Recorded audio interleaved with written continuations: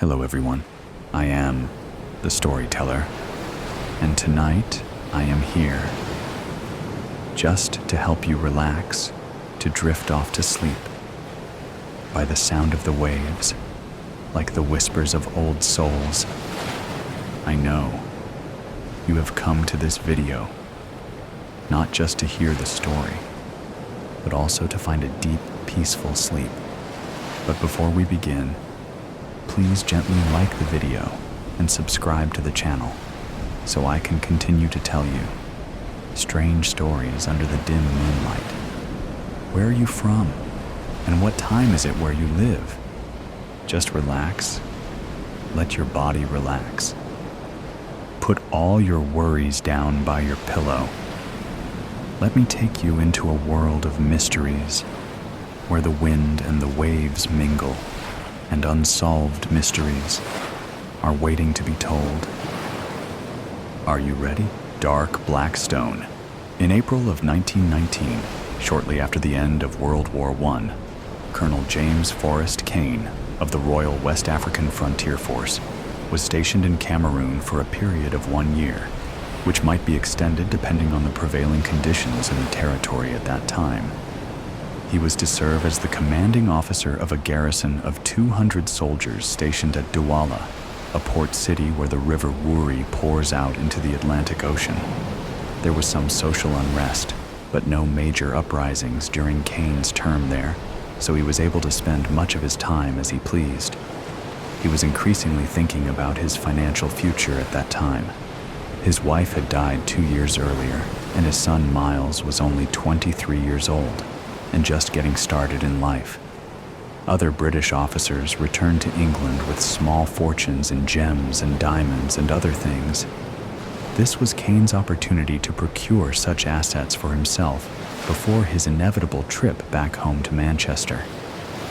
At first, his conscience weighed on him, but he managed to find ways to justify his actions. He had come to Africa to protect the native people and rid the presence of Germany from the continent. A debt was owed.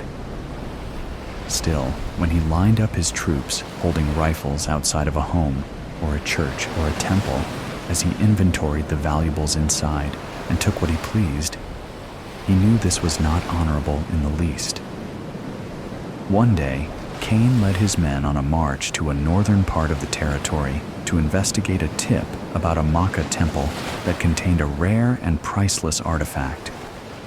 Upon arrival, he was immediately disappointed to see what looked like a dilapidated old wooden hut seated at the far end of a dirt road in a small jungle village.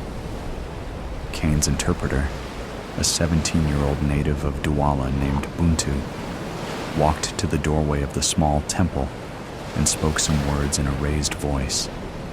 He announced that Colonel Kane had come to the village to ensure the safety of the Maka people and to receive gifts for his protection. Then 2 of his soldiers armed with rifles entered the temple. A few moments later, they called for Colonel Kane, telling him it was safe to enter. Inside it was dark, smoky, and smelling of strange, charred herbs, lit only by a dozen candles spread out in various locations to spread their thin luminescence. There was an open dirt floor with a few stained rugs, and just before this was a strange altar composed of a mixture of wood, bone, stone, horns, antlers, and dried furs of strange and unknowable origin. Kane approached the altar and realized there was a very small man wrapped in a dark robe seated behind it. He was barefoot, his feet filthy, the robe pulled up over his head. He was very old and his skin was sallow, but his eyes shone with a certain light.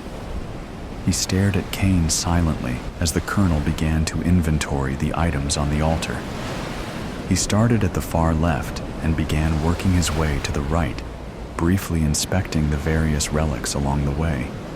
There was nothing that looked at all valuable to his eye until he reached the center of the altar and saw the large black diamond seated in a hand-carved wooden display setting. He reached for it, and the old man behind the altar spoke up sharply. Buntu translated his words. He says you do not want that. He says you should not touch it. Cain gave the old man a sharp look and then slowly removed the black diamond from its wooden setting. It was roughly hewn, but it was very large. There were jewelers back in Antwerp and London who could cut this stone perfectly and make it ready for sale at an optimal price. He looked at the old man again as he tucked the black diamond into his jacket pocket. The old man shook his head ever so slightly and repeated part of what he had just said in a dry and scratchy voice. He says you do not want that. Buntu translated. Jambe, the old man hissed. Buntu paused for a few seconds. He said Jambe. It is spirit. It is a dark spirit. Maka people very much believe in these things. It is part of their religion. Cain nodded at the old man silently and then waved a hand at the two soldiers standing behind him, and they all walked out together. Over the next few weeks, people around the colonel began to report a number of strange and disturbing incidents. He began wearing his uniform in an increasingly disheveled fashion. He went from inappropriately wild laughter to manic, inconsolable sobbing in the span of less than 60 seconds in the officers' mess hall at dinner one night. And then one day, two of his fellow officers walked into the barracks hall and found him seated on the floor in only his underpants with his eyes closed tight, tears running down his face, and a .45 pistol pressed up against his temple, pulling the trigger repeatedly. The gun was loaded, but it had jammed. The following week, Colonel Cain was discharged from the military and sent back home on a cargo ship to the port of Manchester. His 2 travel trunks, containing all of his personal items, including the black diamond, were sent with him. Upon arrival in England, he was brought to an insane asylum where he lived out the remainder of his days in a state of constant hysteria until he found a way to hang himself 3 months later. The 2 travel trunks were sent to his home in Manchester, where his son Miles went through the contents and sorted everything out. Miles knew very little about precious gems, but he had a friend who worked at a jeweler's shop, so he took all of the stones to be appraised, and he was stunned when he learned the potential value of the large black diamond. His friend called in a rare gems expert, and after close inspection of the stone, he was advised to have it properly cut and set as a gold necklace pendant. It was just too big for a ring, and then it would likely fetch at least £100,000 at auction. Miles took this advice and had the gem cut and set.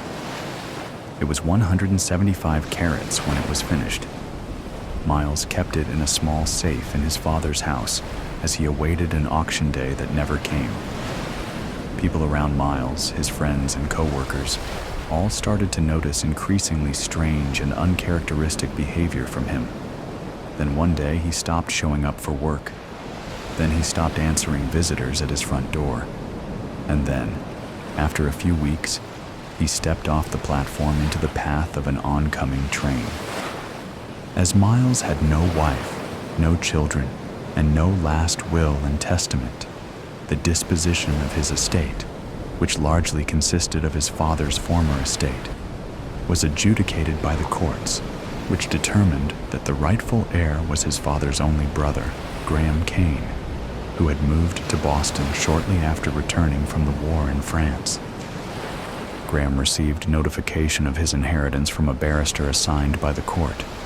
The primary asset was the house in Manchester and its contents, which a local estate agent could sell for him and wire the proceeds afterward. He agreed to this, and about a week later, he received a telegram from the estate agent, a woman named Maggie Harlow, which read, "To Graham Cain, Boston, Massachusetts, Mr. Cain. While inventorying your brother's house in Manchester, I found most of the common items, such as furniture, kitchen items, clothing, tools, etc. Nothing of any significant value. However, in the basement, I found 2 travel trunks filled with various exotic items and artifacts, most of which seem to be from Africa. I am not familiar with the marketing of such items, and I would like to ship them to you for your review and disposal. Please advise if this is acceptable. Thank you. Cheers, Maggie Harlow. Graham confirmed that this would be fine, and then he awaited the arrival of the 2 travel trunks. Graham returned from the Somme in good spirits. Many of his fellow soldiers suffered from shell shock, but he seemed fine. Then, 3 years later, shortly after he had a chance to inspect the contents of his brother's travel trunks, he started displaying some odd behavior. He was arrested twice for wandering the streets outside his Boston home naked in broad daylight. His wife Nancy was worried that he was finally starting to show signs of mental distress from the war. A hearing was scheduled to determine if he would need to be hospitalized, and he was confined to his home until the hearing date. He shot himself in the temple with his government-issued service pistol 2 nights prior to that hearing. Graham's only child, Kevin, was only 4 years old at the time, and Nancy had her hands full as a sudden widow. She never even looked at the 2 crates stored down in that dark corner of the basement. There, the 2 trunks remained for a very long time. Kevin never once concerned himself with their contents until his mother died over 2 decades later, and he drove up to Boston to clear out the house and prepare it for sale. During the 4 days that Kevin spent packing up and cleaning out his parents' home in the North End, he had much on his mind.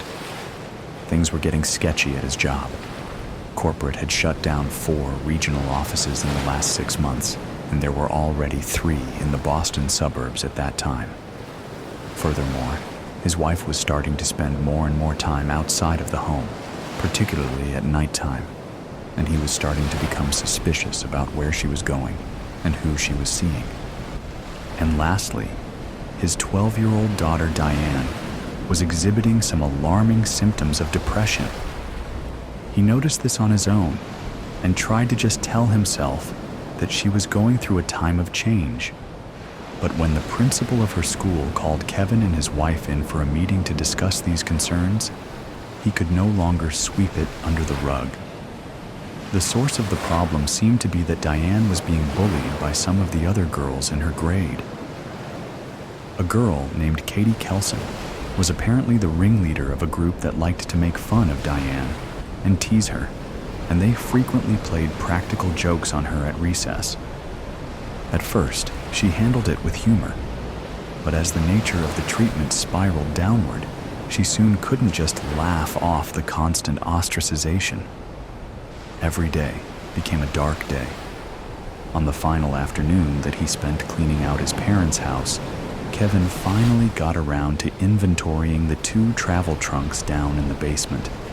There were a lot of interesting items, but inside an ornate wooden cigar box lined in blue velvet, there were about 24 small diamonds and gems, a beautiful large black gem affixed to a pendant on a gold chain, and 3 handwritten notes folded up in a stack and laying there among the rest.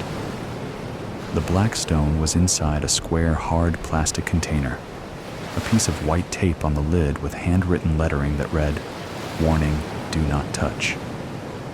Kevin inspected some of the smaller loose stones and then read the first of the 3 notes. In faded ink, it read, "I was warned not to touch this black diamond. I did not heed that warning, and now I am become undone. Fear for the sanctity of your mind and the destiny of your immortal soul. Do not repeat my foolishness.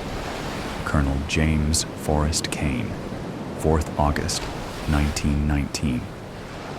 He paused for a moment, then read the next note. I did not heed my father's warnings. Now it is too late. I don't know where I have gone. Miles Kane, 2nd February 1921.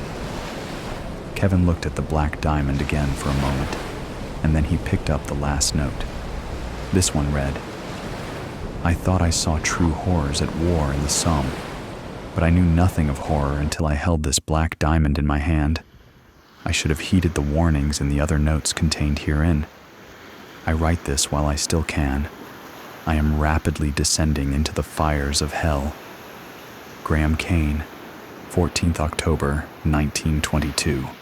Kevin thought about what he had just read and stared at the diamond in the plastic box for a while. He quickly decided to heed the warnings. He knew how his father, uncle, and cousin had all died. He closed the cigar box but removed it from the trunk and brought it upstairs and placed it in his suitcase. At the end of that day, Kevin drove the hour ride back to his home in Carlisle. When he got there, his wife was out, who knows where, and the door to Diane's bedroom was closed, but he could see the light was on. He knocked, waited, then knocked again. A short time later, she opened the door. She didn't look at him. She looked at her feet. "Hey, Dad, what's up?" She sounded sad. "Nothing. I just haven't seen you in a few days and I wanted to say hi. See how you're doing?" "I'm fine. Just doing some homework. What's for dinner? I'm starving." "Well, Mom's out somewhere and I'm not cooking, so let's just get some takeout. Whatever you want. Sound good?" "Yeah, sure. Let's get pizza."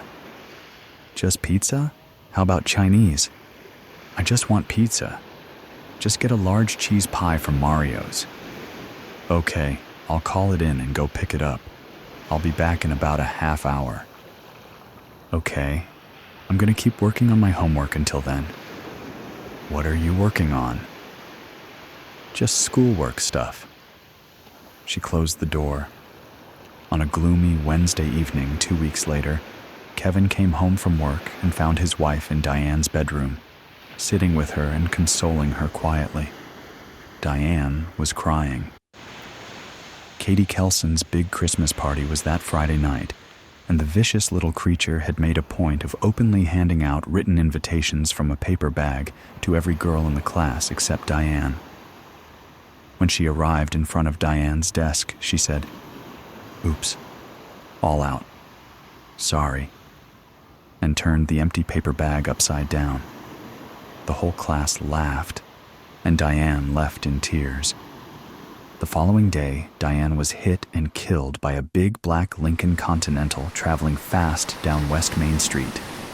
Katie Kelson and a group of other girls were there when it happened, and a Massachusetts state police officer was passing by and was on the scene immediately. The girls started to walk away when he pulled up, but he ordered them to stop so he could take some witness statements. Then he called in the ambulance. It was too late for the ambulance. Katie claimed that she thought it was suicide, and once that word was out of her mouth, the other girls all quickly echoed it. They said that Diane was kind of a strange and sad girl, and when they walked down the sidewalk, she was just standing at the curb, waiting, and then she dove out in front of the car. The Stati took down all their names, addresses, and phone numbers, and wrote down the critical details of their statements. Afterwards, a man came up to the officer and provided a different account. He was seated at the bus stop just across the street when it happened, and he said that the group of girls chased Diane out into the street, and one of them pushed her down just before the car came through and crushed her beneath its wheels. However, that man was black, homeless, draped in an old blanket and reeking of booze and cigarettes, all of his belongings in the shopping cart by his side. The officer thanked the man, but did not take a formal statement. The ambulance had arrived. He had other things to do. The next day, when school let out, Katie Kelson left by the front door with a few of her friends. She knew Diane's father, so when she saw Kevin standing there, she blanched slightly at first, but she shook it off of her face quickly. "Hi, Mr. Kane. I just want to say I am so sorry about what happened to Diane. It was just terrible. We were all there." "Thank you, Katie. I appreciate your condolences. My wife and I met with the police last night. and it clearly sounds like she just brought this on herself. She was very depressed recently. We had no idea that it was this bad. We're just stunned and trying to make sense of it." His eyes teared up a little. "I'm so sorry, Mr. Kane. We're all really sad too." "Thanks, Katie. Hey, can I just talk to you for a minute?" He gestured at a space by the steps to the front door, just 10 yards away. Katie looked nervous at first, but then she nodded and began walking with him, her friends waiting where they were, shooting non-discreet glances far too often. "So, I know you were Diane's friend, and she had one really beautiful piece of jewelry that my wife and I want you to have." He withdrew a plastic box from his coat pocket with the remains of some white tape on the lid and opened it. Inside, there was a large black diamond pendant on a gold chain. Kevin carefully shook out the chain first into his leather-gloved palm, and then lifted the brilliantly cut stone from the container and held it up for her to see. Her eyes went wide. "May I put it on you?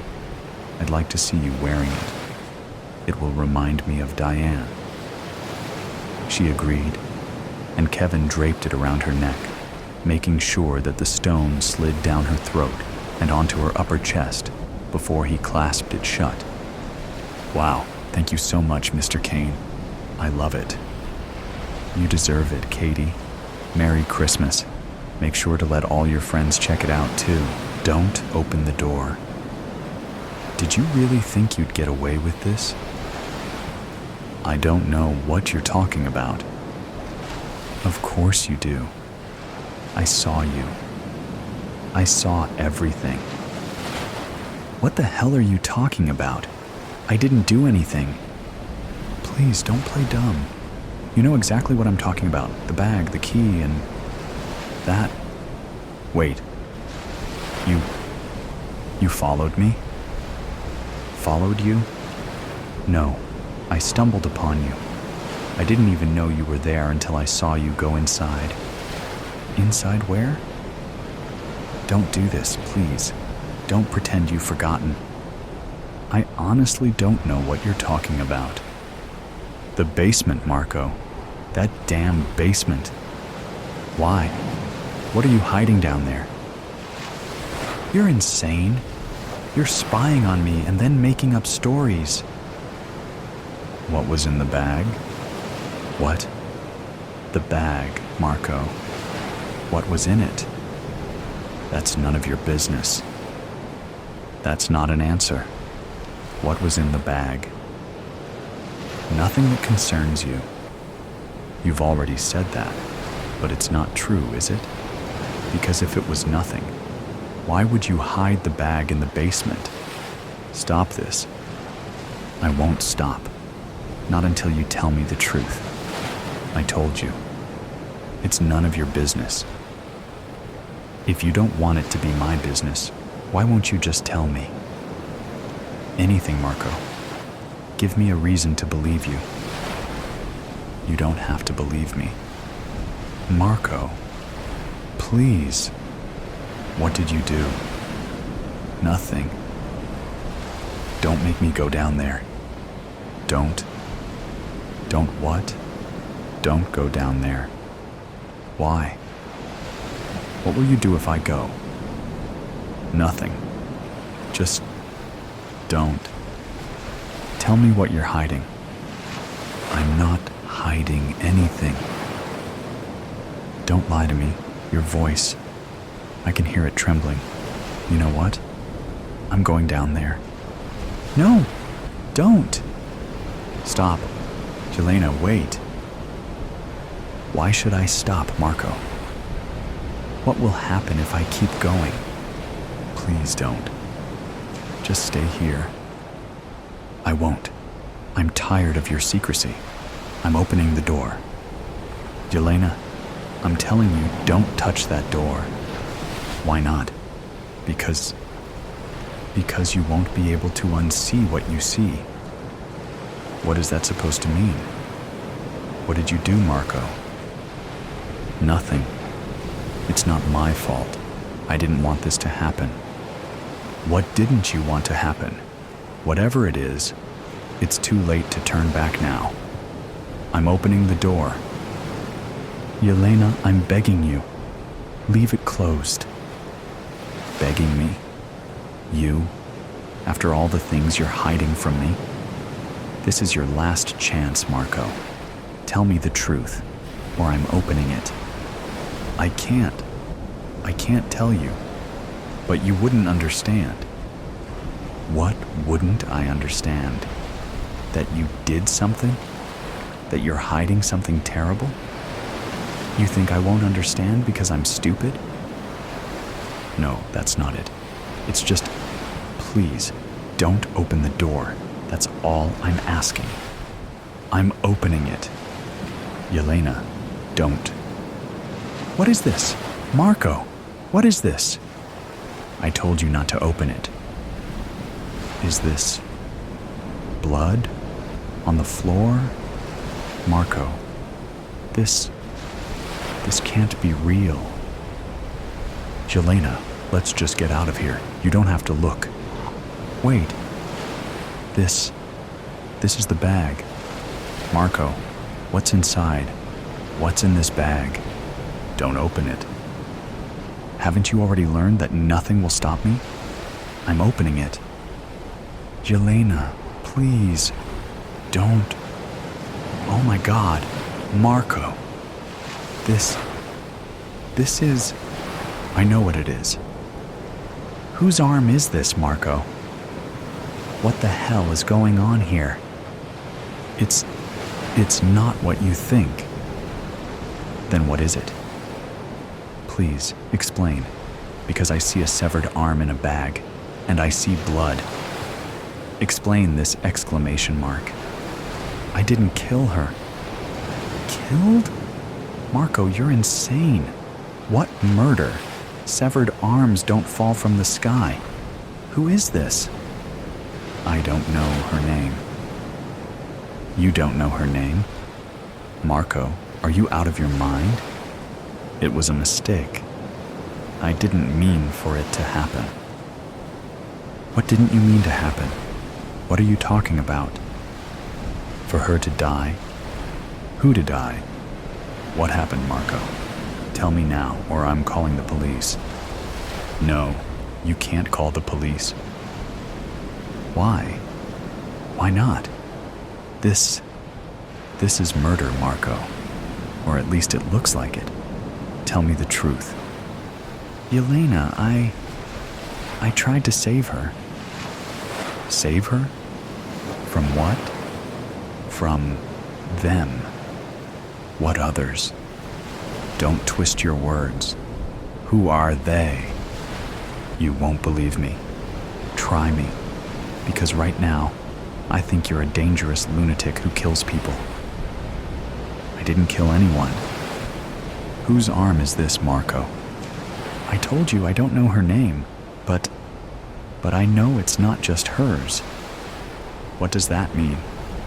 Not just hers. There are more. More of what? More people? More arms? What are you talking about? Them. They're here. They? Marco, stop with the riddles. Explain exclamation mark. I won't say anything. Not here. Not in front of them. In front of who? We're alone. We're not alone, Yelena. We're never alone. Marco, who are they? Stop with the riddles and tell me what's going on. I can't tell you. If you find out, they'll find out. Who will find out? What are you talking about? Do you even realize how insane you sound? Insane? Yelena, if you knew what I know, you'd never sleep again. Stop it. I don't believe in your fantasies. This is the real world, Marco. This is blood. This is an arm. This is... Wait, what's this on the floor? This looks like a symbol. Marco, what is this? Don't look at it. Don't look at it? I've already seen it, Marco. It looks like a pentagram or something. Are you in a cult? Is this some kind of sickness? Are you a murderer? I'm not a murderer. Stop accusing me of things you don't understand. Then explain. Stop being silent and explain. Because I can't take this anymore. Fine. You want the truth? I'll tell you. But you won't like it. Try me. Anything is better than this uncertainty. They're not human. What? They're not human. What you see, what you feel, those aren't human beings. They're something else. Marco, do you even hear how crazy that sounds? No wonder you're paranoid. You're talking about, what, demons? Monsters? Stop it. I'm not crazy. Yelena, this isn't the first time this has happened. They've been here for years, decades, maybe even centuries. And no one knows until it's too late. What the hell are you talking about? Their rules are clear. You don't speak of them. You don't touch their victims. And if you break the rules, you're next. Marco, you're talking about this as if it's real. But this is just, I don't know, some kind of paranoid story. There is no they. These are your hallucinations. Does this look like a hallucination, Yelena?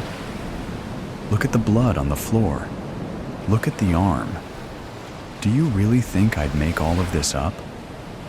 But that doesn't prove they're demons or whatever you're claiming. This could be, I don't know, the mafia, a cult, someone real. I wish it was, but it's not. It's not something you can understand until you see them. I see blood, Marco. I see the symbol on the floor. But none of that proves your story. This is madness. Pure madness. Jelena, just listen to me. If you want to get out of here alive, you need to stop digging deeper. They already know you're here. Marco, this is too much. I'm calling the police. I can't do this alone. You can't call the police. Yelena, they can't help. Why? Why not?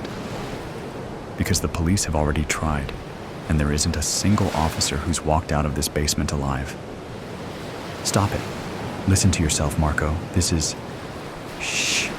Jelena, quiet. What? Do you hear that? I don't hear anything. Marco, stop it. Quiet, Yelena. They're coming. Who's coming? Stop it. Stop playing games. Yelena, please, don't breathe too loudly. Just stay still. What? What is that sound? Marco. What is it? I told you not to open the door.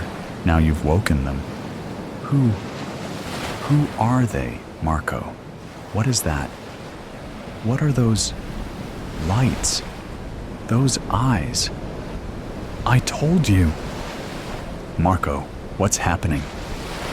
It's too late, Yelena. It's too late. No, Marco, don't do this. Don't leave me here. I'm sorry. You have to face this alone. No, don't. Marco, don't leave. Marco. Yelena, listen to me. Listen carefully. Stay still. Don't move. If you stay still and don't make a sound, maybe they won't see you. What? What won't see me? Marco, what are these creatures? These eyes? These hands? What the hell am I looking at? Don't look at them. Don't look into their eyes. But they're everywhere. What do I do? How do I not look? Yelena, just close your eyes. Breathe deeply. They can sense fear. The more you're afraid, the closer they'll come. How can I not be afraid? Marco, what are these things? I told you, they're not human. They're things. Even I don't know exactly what they are. I just know they're not from this world. You're insane. You're completely insane. This isn't real. This is a dream. It has to be a dream. Jelena, this isn't a dream. If it were, you wouldn't feel the cold. You wouldn't feel their breath on your neck. What? What did you just say? On my neck. Don't turn around. Ah, Marco! They're here. I see them. Don't look into their eyes, Jelena. I told you. Close your eyes. I can't. There are too many of them. They're staring at me. Jelena, calm down. Breathe. You have to breathe. Marco, they're getting closer. Marco, please help me. I can't. They've already seen you. What? What does that mean? Marco, tell me what that means. It means it's over. There's nothing I can do. It's too late. No, don't say that. There has to be a way.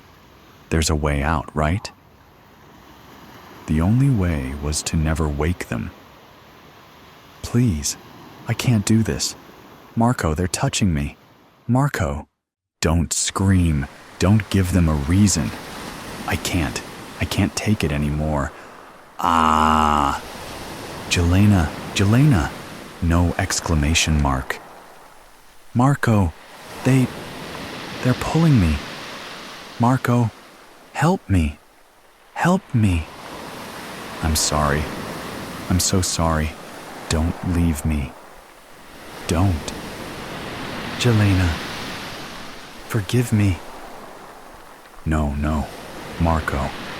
Ah, I told you not to open the door.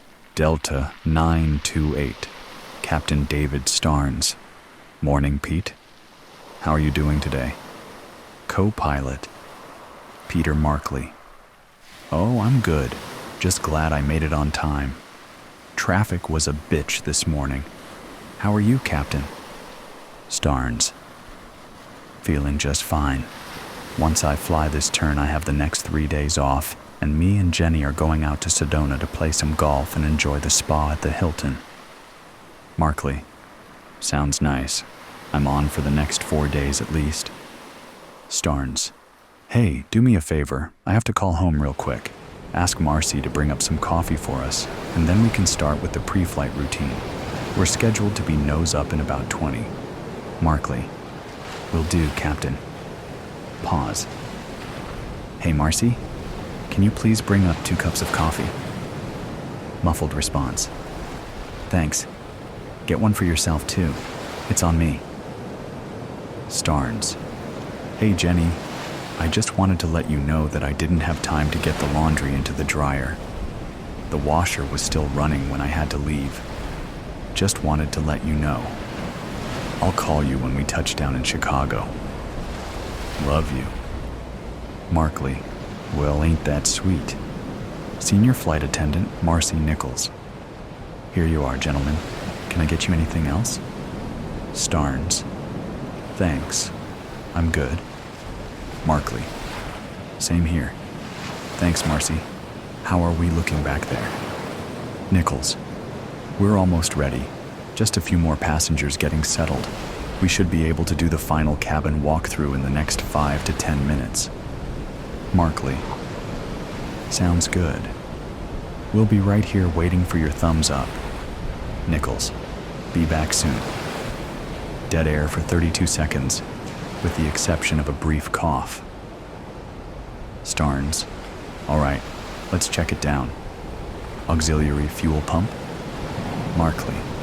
Off. Starnes. Flight controls. Markley. Free and correct. Starnes. Instruments and radios. Markley. Checked and set. Starnes. Landing gear position lighting. Markley. Checked. Markley. Altimeter. Starnes. Set. Markley. Directional gyro. Starnes. Set. Markley. Fuel gauges. Starnes. Checked. Markley. Trim. Markley. Set. Starnes. Magnetos. Markley. Checked. Starnes. Engine idle. Markley. Checked. Starnes. Flaps. Markley. In position. Starnes. Seat belts. Shoulder harnesses. Markley. Fastened. Starnes. Parking brake. Markley. Off. Starnes. All right. We are good to go. 24 seconds of dead air. Markley.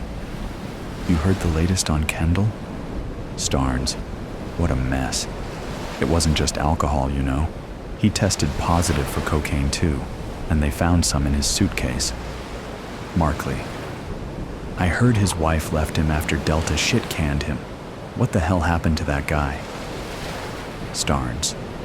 Who can say? Kendall was a solid pilot and a good enough guy most of the time, but he definitely has a short fuse, and he likes to drink. I saw him deck a guy in the bar at the Sheraton in Atlanta one night over something that was really nothing at all. I kept my distance from him after that. I wasn't really too surprised when everything blew up that day, to be honest. Seems like he's just in a tailspin now. He was in jail until just a couple of days ago. Out on bail now, I heard. Markley. Yeah. I feel bad, though. He seemed like a decent guy to me, but I couldn't let him take off that morning. He literally stumbled into the cockpit reeking of booze, slurred speech. He fell asleep about a minute after he took his seat. Miranda was the senior flight crew member that day, and she noticed it right away.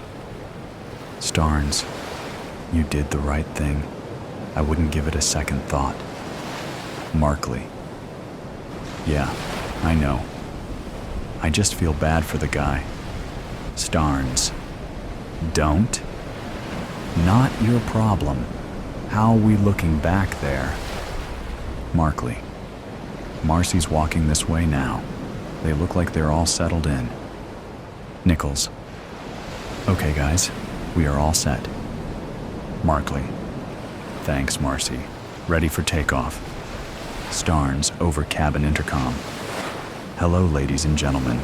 Welcome aboard Delta Airlines Flight 928 from Phoenix to Chicago O'Hare. Our flight time today should be 3 hours and 22 minutes. The weather looks good the whole way, so it should be a smooth flight, but we will notify you if we expect any turbulence.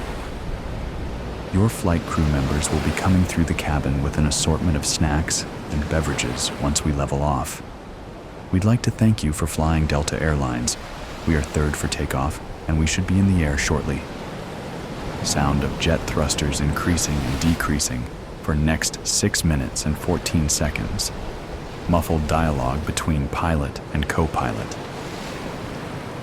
PHX Tower. Air Traffic Controller, Mike Reynolds, over radio. Delta 928, you are clear for takeoff. Sound of increased volume of jet thrust for next 12 minutes and 35 seconds. Starnes. All right, we are up and running, activating autopilot. Dead air for next 2 minutes and 43 seconds. Reynolds, over radio. Delta 928. Please adjust your altitude to 32,500 feet. Markley, copy.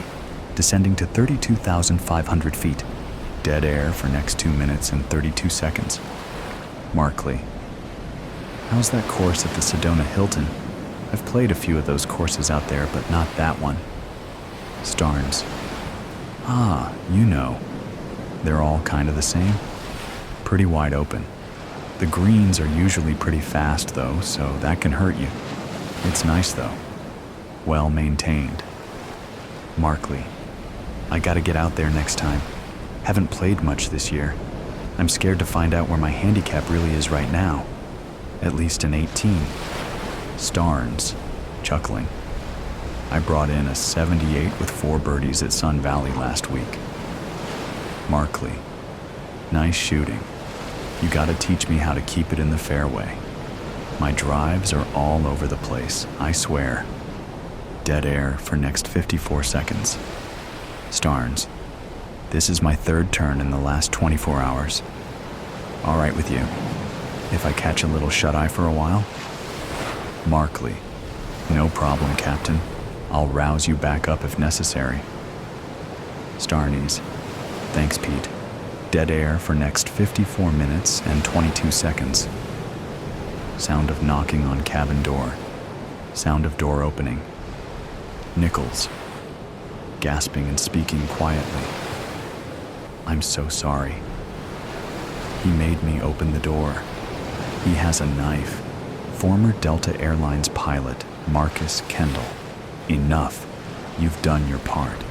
Just give me all those little whiskey bottles and get back there and keep everything cool.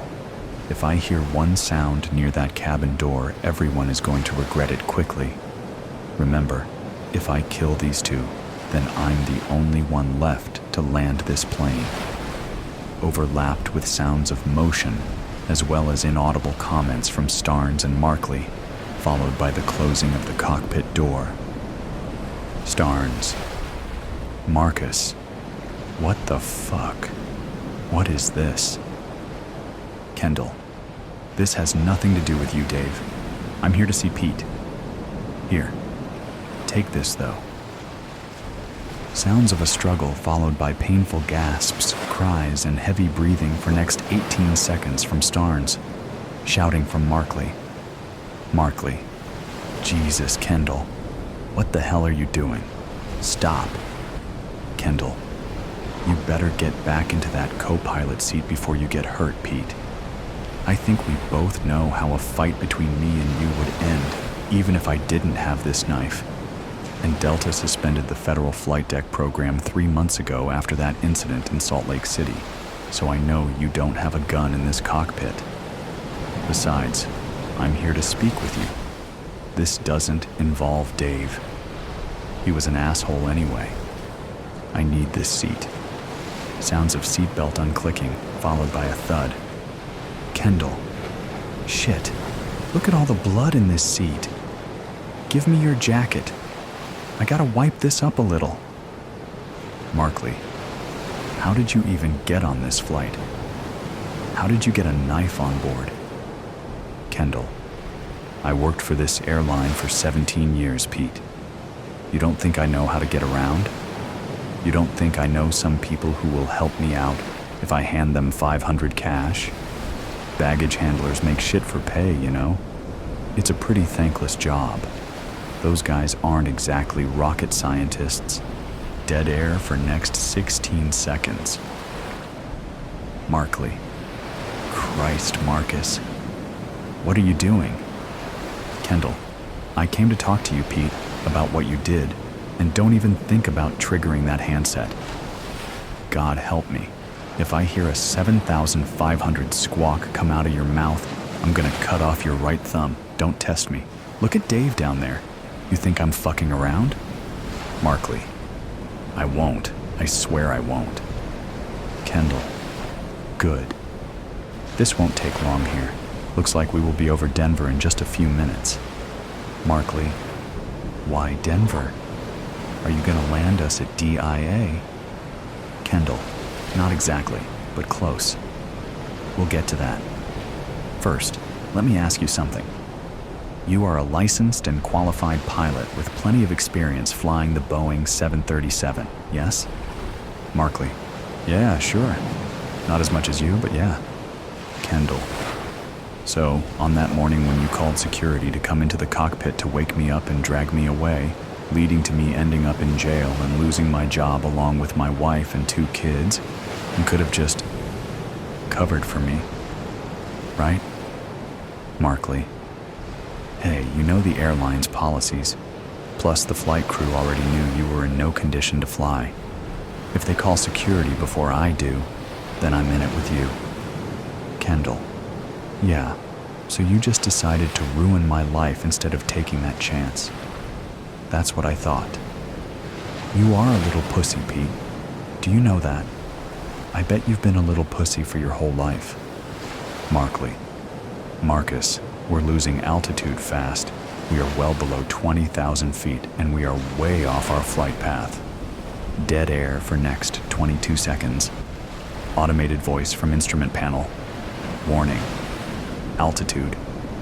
Warning. Altitude. 15,000 feet. Markley. Marcus, we need to pull up right away. Dead air for next 14 seconds. Kendall. You know what, Pete?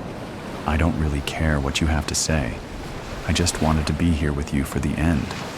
I was originally planning to fly us straight into one of those high sheer cliffs up in the Rockies, but then I came up with a better plan. Automated voice from instrument panel. Warning. Altitude. Warning. Altitude. 12,000 feet. DIA Tower, Air Traffic Controller. Miles Cordry, Delta 928. We are showing you coming towards downtown Denver and descending below 10,000 feet. Are you in distress? Do you need us to clear a runway for you at DIA? Kendall, kill that speaker. Automated voice from instrument panel. Warning. Altitude. Warning. Altitude. 8,000 feet. Kendall, I know you can't kill that one. Anyway, rather than just pushing us into a mountain face, I decided it would be more fun to do this. Sound of increased wind shear, muffled screaming coming from the cabin. Automated voice from instrument panel. Warning! Altitude! Warning! Altitude! 6,000 feet. Markley. Jesus, Kendall. Please pull up on that stick. We are almost nose down, and we won't be able to pull out of this dive if you don't do it now. Please, don't do this. Automated voice from instrument panel. Warning. Altitude. Warning. Altitude. 5,000 feet. Kendall. You see that down there, Pete? You see that? I timed it pretty damn good, didn't I? That's downtown Denver right there. I don't know if I should target one of those tall buildings or try to put us down on a busy street. I guess I'll just have to play it as a last-minute decision. You got a preference? Markley. Dear God, Marcus. No. Automated voice from instrument panel. Warning. Altitude.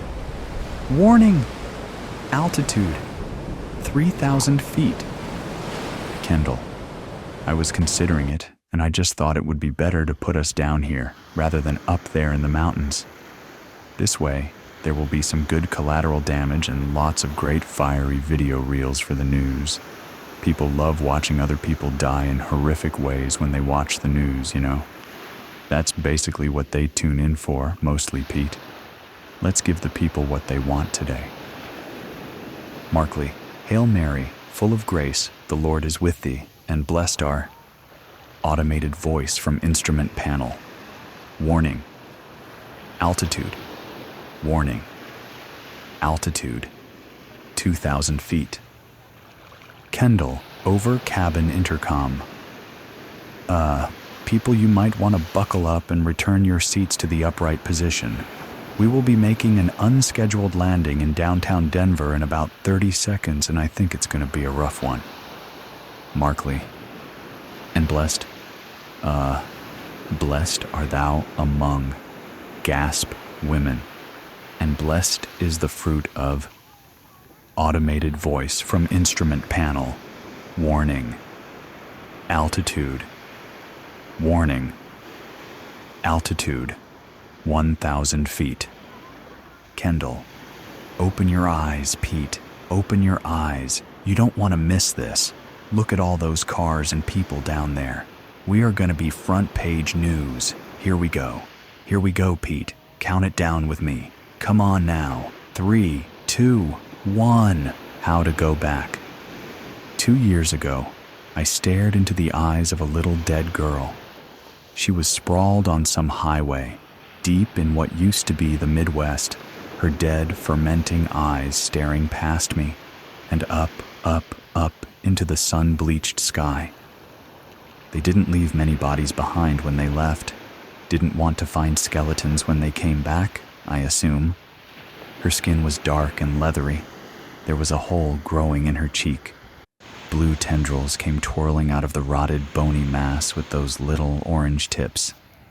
I wished they were green. I missed the trees, the grass.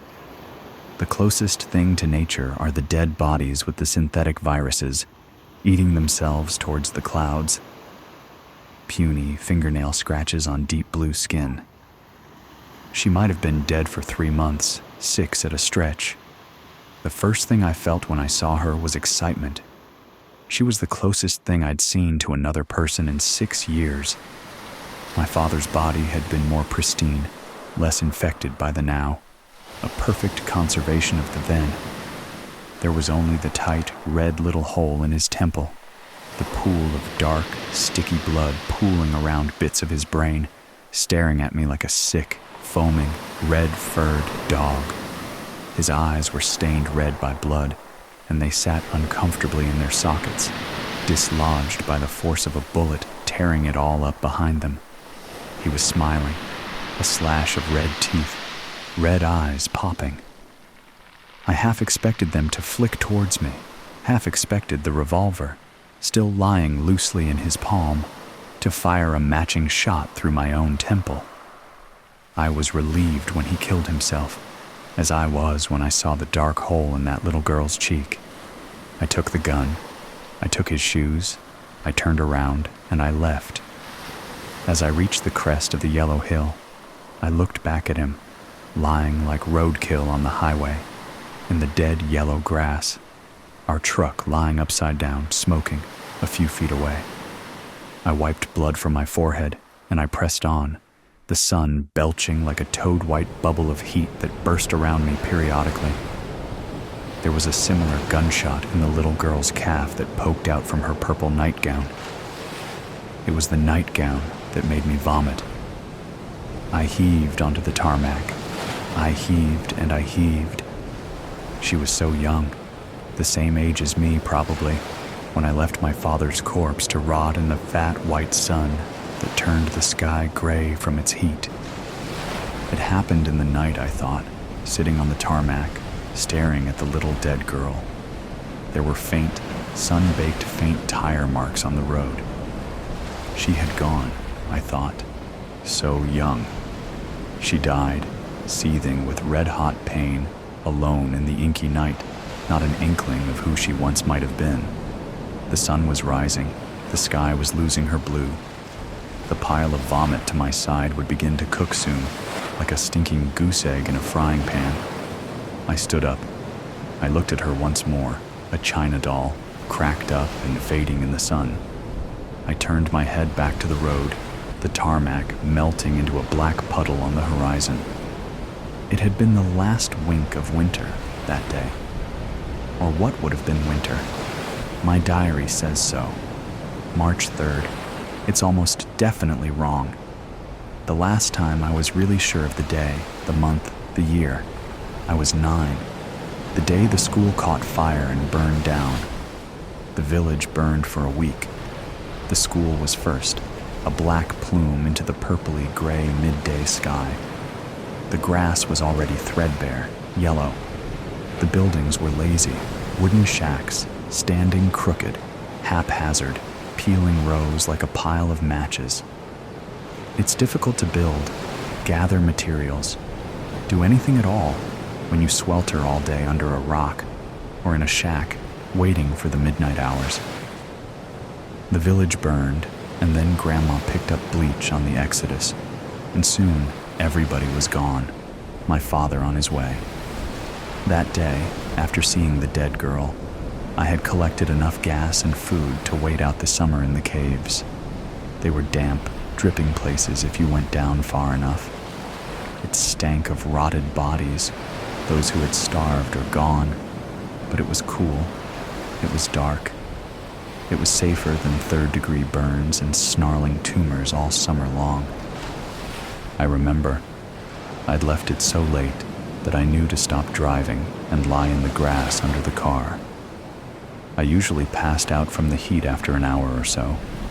When the sun was lower in the sky, orange and red, the sky green and pink, I poured water over myself, guzzled it through my cracked, bleeding lips. And then I drove, and I drove. I'd left it so late, so dangerously late, that towards the end of the journey they started appearing in the sky. Small, black dots at first, but they got bigger. They're ships, full of, I don't know, probably scientists in gray coats, watching, waiting for everything to die so they could start again. They're nothing but black pebbles in the sunset to me, and they disappear in the safety of the night. Black pebbles, no windows, no movement, no noise. They've no exhaust fumes, no visible sign of life. They just float calmly in the sky, black beads, watching as Earth eats itself like a coyote starving in the desert, picking at its own ribcage for morsels of its fleshy stomach. A stomach long gone. That little dead girl was a premonition, I suppose. It had been a silent, dissociative half-decade of white, silent heat. Each year dripped onto my lips like the last of the water in the hip flask I dangle now, as I speak, above my head. I should have been gone for the caves days ago. I stand on the roof of a gas station. It's midday. The sky is clear and gray. The yellow-brown plains sprawl outwards, forever on all sides. The highway cuts a black line down the middle. There's the occasional Lone Ranger, a telephone post in the distance, the hollow carcass of a tree. It's silent. So silent. Silence as deafening as a Red Sea, crashing down on my shoulders and burrowing into my dry, blistered throat. There's blood leaking from the blisters in my cheeks. It starts to boil slowly, etching teary burns down my chin, down my neck. I don't feel it. I don't feel anything. I'm a pair of eyes. I forgot the cave long ago. I've been waiting for this day. The last day of winter, the last wink. I hold my arms outstretched. From somewhere far away, much bluer and greener, much louder. If I squint, I can feel them burn like an old photograph on the campfire. The sensation starts to feel like rain, cold and relieving. I bleached myself intentionally. I went to one of the rotted bodies deep in the caves. A man. In the torchlight, his eyes were milky and half-closed, his mouth slack. There was a bottle of something that had rolled away from his right hand. There were foamy remnants on his lips. He reminded me of my little brother, Jeffrey. Maybe if he had grown up in the green and blue world, then he would have looked like that. I kissed his forehead. I began to forget not long after. It was sweet. It was like falling slowly asleep. From this nightmare.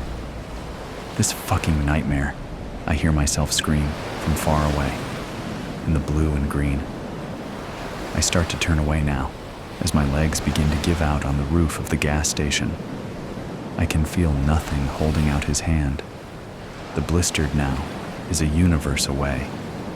Just before I turn and walk down the hill, the rain pouring onto my neck, blurring my vision into a sweet, comfortable gray, expansive, eternal gray. I see that little dead girl lying on the highway, sprawled out on the scorched earth. I smile as I slip away. I smile at her red, unblinking eyes, a wicked walk. Safety starts to feel like a myth when you're selling your body like it's a hanger for a clothing rack. This is me. Am I good enough for you? Are my legs thin enough? Or do they rub together too much when I walk? Do you like my eyes? My chin? Should I swing my hips or not? Do I have a boring face? An average body? I've even been told I was too pretty before. A pat on the hand, the way a child gets a bandage for a wound that nobody can see. Sorry, we're looking for uglier girls. You understand? No, I don't.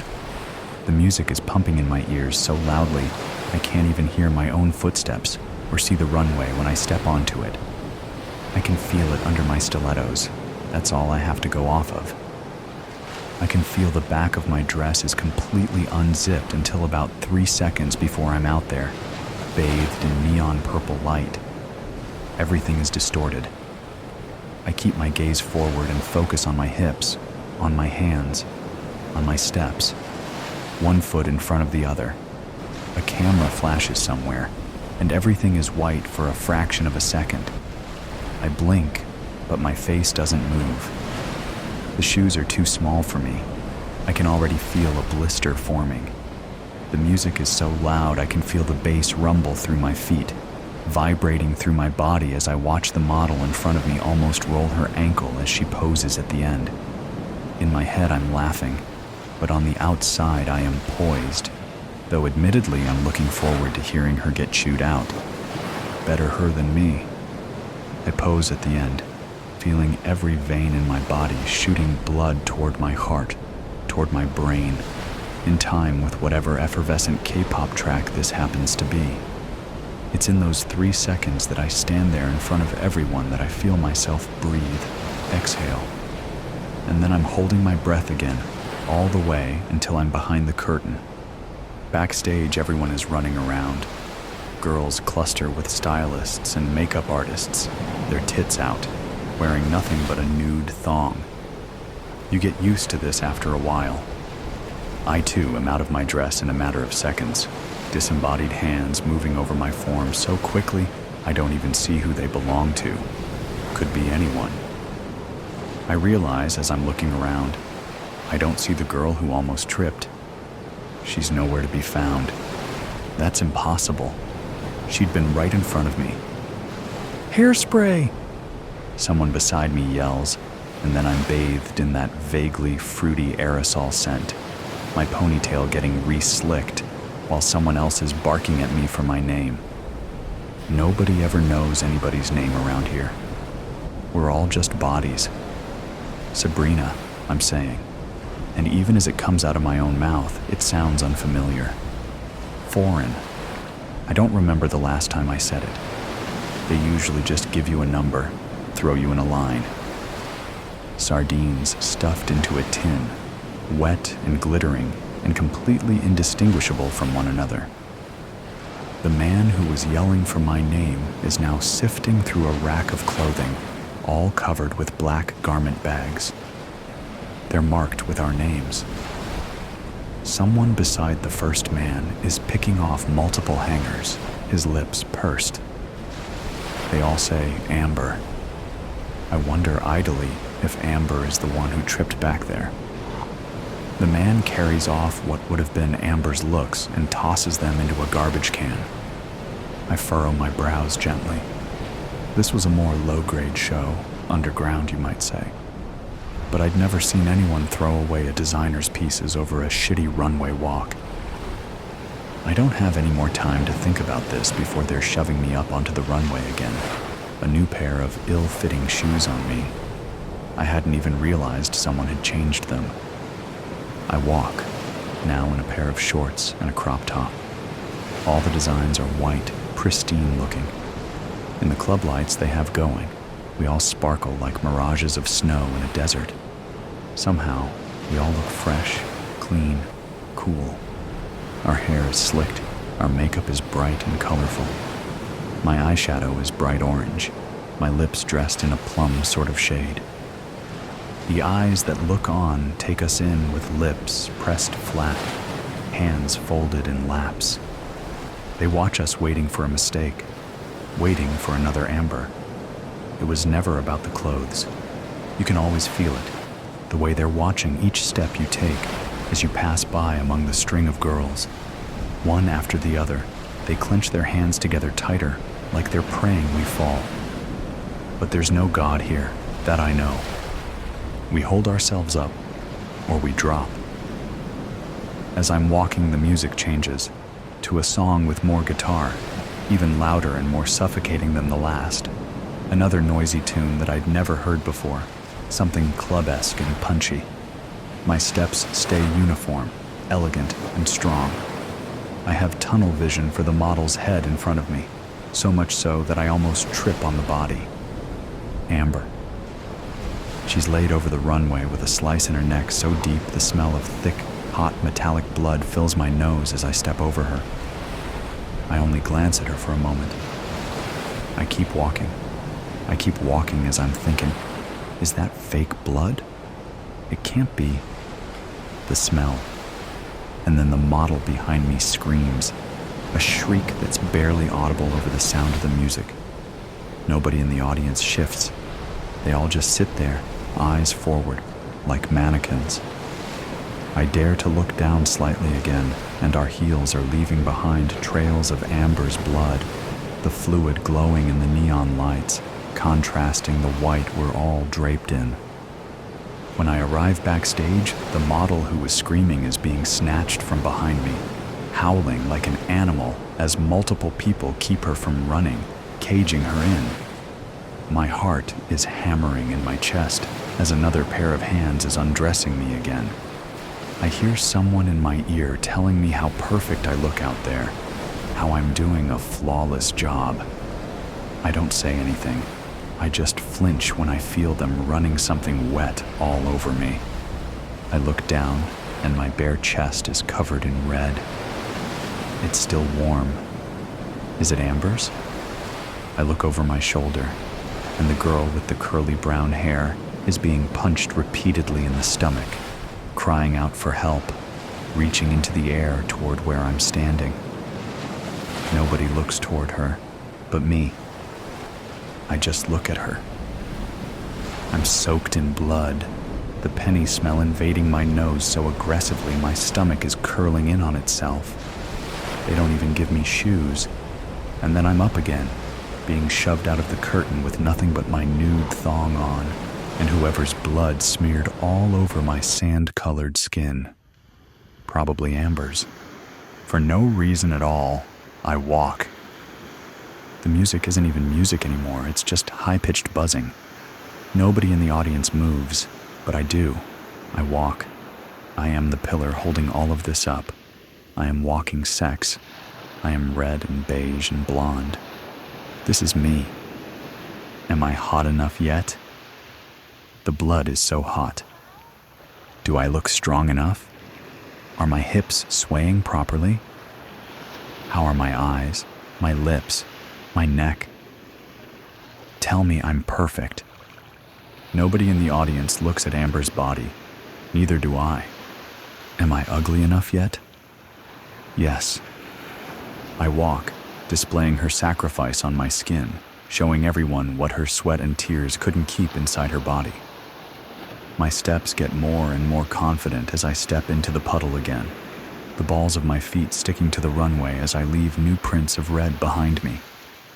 It doesn't hit me until I get to the end that I'm the only model out there, blood drying crusty onto my nipples, blood seeping into my underwear. When I pause at the end of the runway, there's another fluttering of camera flashes, much more explosive than before. White fills my vision, and then I'm turned around again, heading once more for that black curtain. The ringing in my ears is so loud. This is what they were waiting for. When I step behind the fabric, everyone backstage is facing me, as if they were waiting for me to finish. And then they clap, smiling superficially at me as I stand there, blood dripping down my thighs. The girl with the curly brown hair lays there against the wall with her ribs bashed in, her skull spilling out a red and gray mush that looks like discarded Jell-O salad. The other girls, who knows where the hell they went? Better them than me?